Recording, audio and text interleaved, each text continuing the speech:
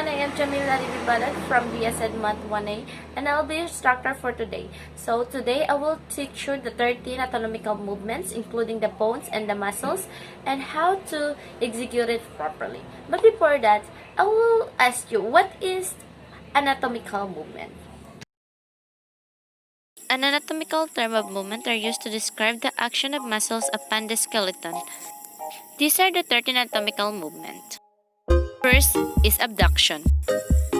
Abduction moves the limb laterally away from the midline of the body.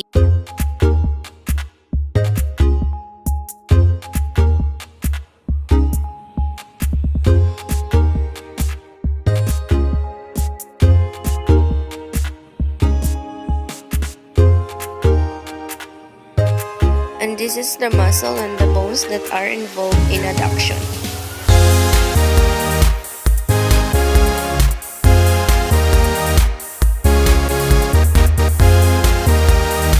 Next is adduction. Adduction is the movement of the limbs towards the midline of the body.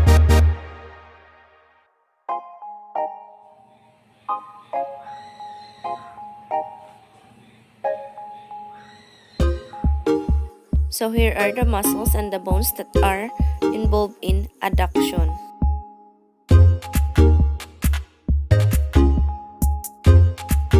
Next is angular motion and circumduction.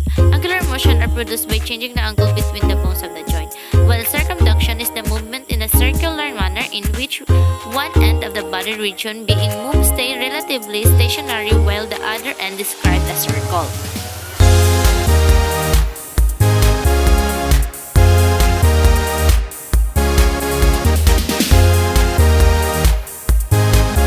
Here are the muscles and the bones that involve in angular motion and circumduction.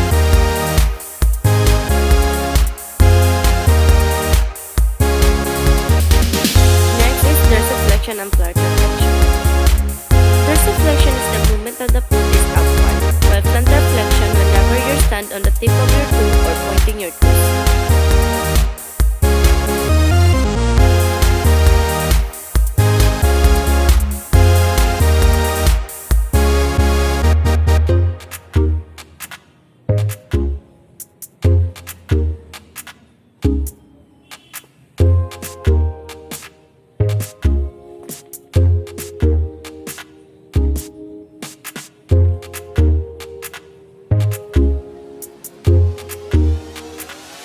Here are the bones and the muscles that involve in dorsiflexion and plantar flexion.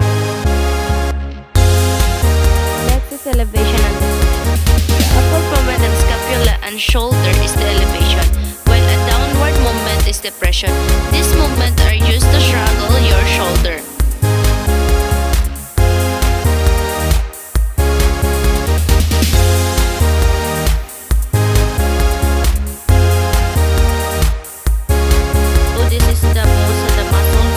In elevation and depression. Next is gliding. When two opposite surfaces slide past each other, and that's called gliding.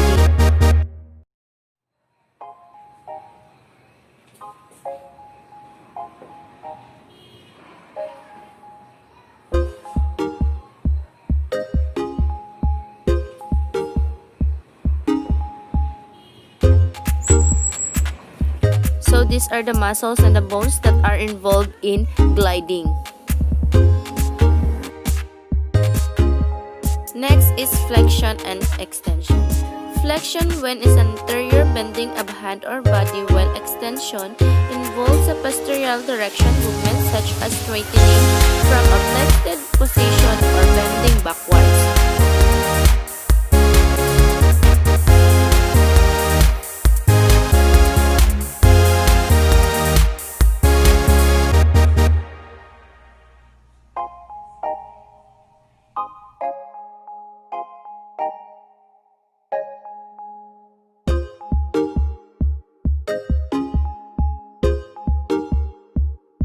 Next is opposition or position.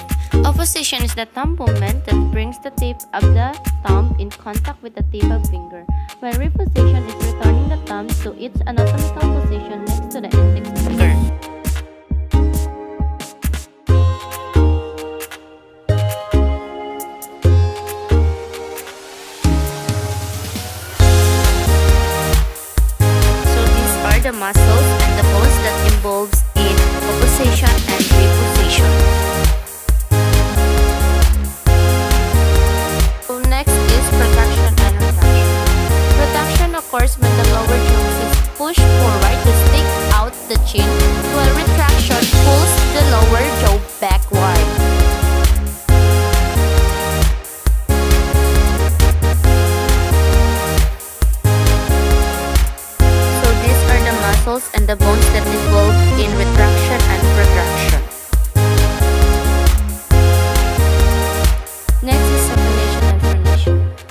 Supination and pronation are terms used to describe the up or down orientation of your hand, arm, or foot. When your palm or forearm face up, it's supinated. When your palm or forearm face down, it's pronated.